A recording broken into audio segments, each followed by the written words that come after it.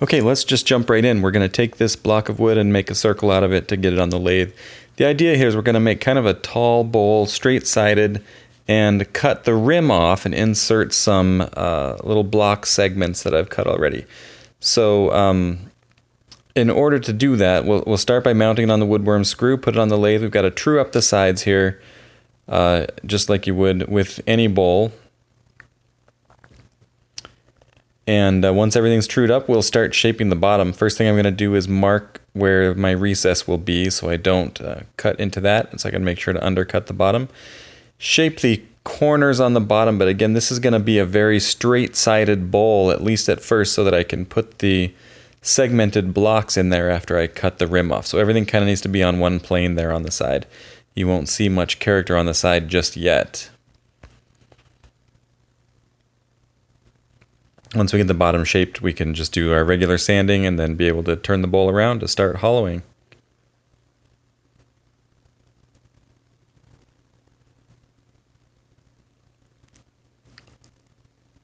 Alright, normal procedure for hollowing here, we're just using a 5/8 inch bowl gouge, freshly sharpened.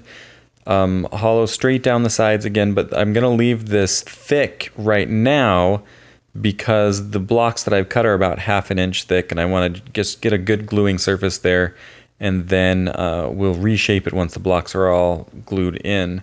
So right now I'm just trying to cut straight down the inside, parallel with the outside, and across the bottom, leaving everything thick.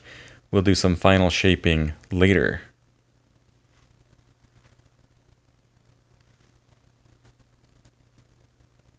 It gets a little tricky with this bowl gouge on the bottom because it's deep.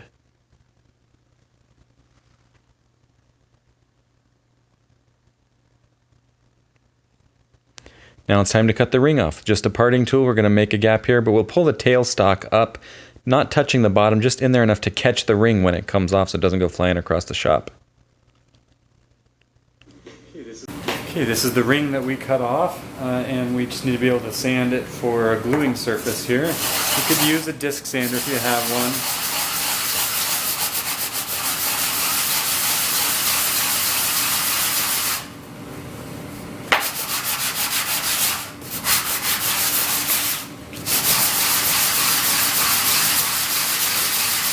Just want to make sure it's flat for gluing.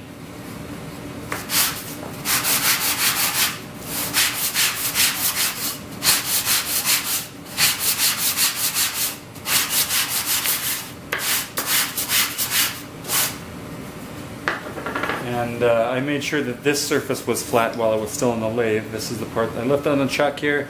When I do the gluing, the chuck is going to provide some weight for the glue up there, but I think I've already got that pretty well flattened out while it was on the lathe.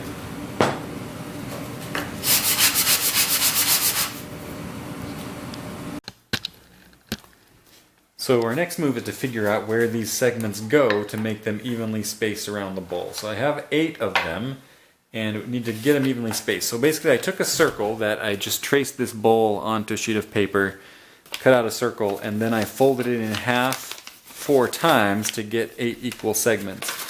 I'll just set this circle right on top here, and then I'm going to mark with a pencil all the way around where each of those segments hit.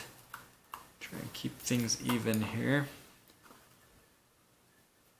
But that way I can mark where the edge is of each of the different segments going around, so I'll be able to get them all in the right spot.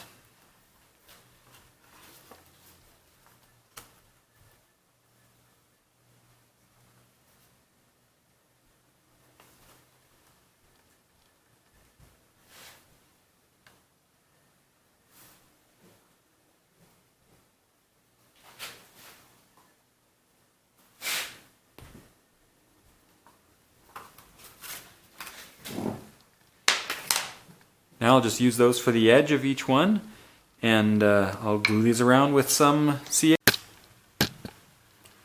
Okay, our next step is just to glue this to the ring that needs to go on top. Basically, I'm going to put glue on each of these, turn this around, and set it on here just to let the chuck provide the weight that it needs to get it glued on there.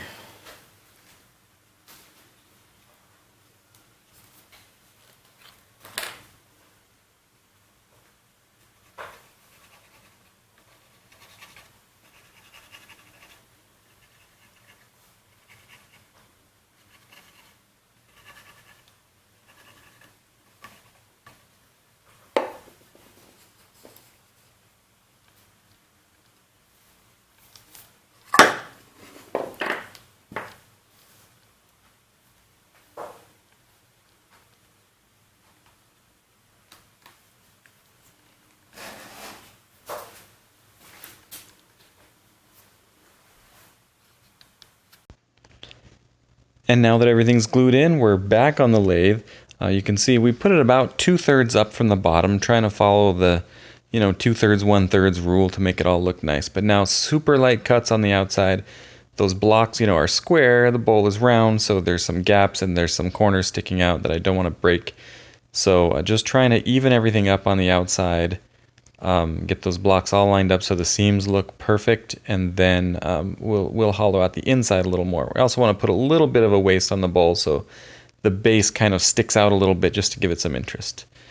Now the inside's even trickier. Now the bowl is taller than it is wide. I don't have a good bottom feeder bowl gouge, so you'll see me switch between the bowl gouge and a round carbide cutter tool here, trying to just get the inside shaped gently again where the blocks have been glued in to even up all of those spaces, but then also to get all the way down to the corner and across the bottom, everything to the right thickness. This is going to be a little thicker than you might make your average bowl, just because I want enough gluing surface there to hold together with those 8 blocks glued in.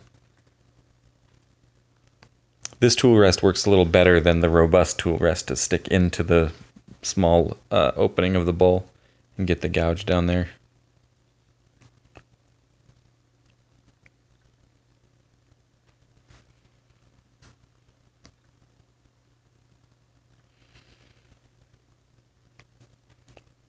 Once we finally get the shape that we want, we'll move on to sanding. Sanding was very difficult here. This wood was fighting the sanding. Some tear out that just wouldn't go clean. It took forever. Shear scraping didn't help all that much, but sometimes that's just how it goes. I don't know what kind of wood it is.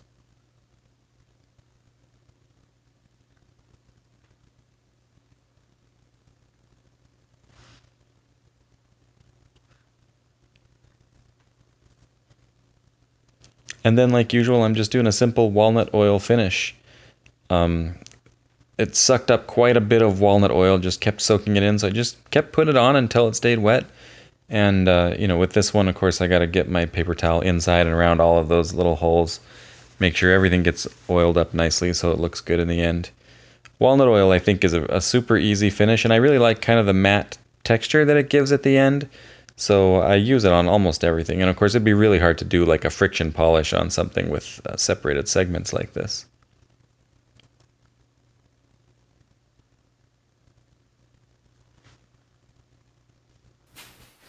Okay, we finally finished up this bowl. So a few things that I'd like to comment about this bowl. So I used wenge for these wedges here in the middle. And if you've ever worked with wenge before, you know the fibers can chip out pretty easily. And because, it's separated like this, it's difficult to sand anything or really correct anything. So the wenge might not be the best wood to choose here for the middle. I did have a piece of it I thought would look nice with the contrast, so I used it, but I don't know if that was really the best choice. So there are some chipped out parts here on the inside that would be really difficult to repair. I'm not too worried about it. I think I like it anyway, but I think if I did this again, I would choose a wood that's a little easier to work with. Let's see, there were some sanding issues with this bowl. This wood, I don't know what the main block of wood is, I don't know what the species is, but it was dry and really tough to get sanded out. There's a lot of careful shear scraping and sanding and working with it to try and get it out. But I think it turned out okay. Just a simple walnut oil finish, which is what I almost always use. And I think it looks okay. I got this idea from someone on the Facebook Woodchuckers group, which is a great place to get ideas and to see other people's work and to ask questions and get help when you need it. And I think I like it. Maybe I'll try another one sometime with some different wood that might be a little easier. Once you get this on here, it's really hard to sand these pieces. If you've ever made like a separated, segmented bowl, for example, you know it's hard to sand the pieces when there's a gap between them. So so that leads to some issues if you're using a wood that chips out or leaves some kind of deeper cracks in it and stuff like wenge tends to do. But I still think it looks okay. I'll put some nice pictures up at the end. And yeah, I hope that you like it. And if you do, please subscribe to the channel or share this video. And if you have any questions, leave them down in the comments and I'll be happy to respond. So thanks for watching, and we'll see you guys next time.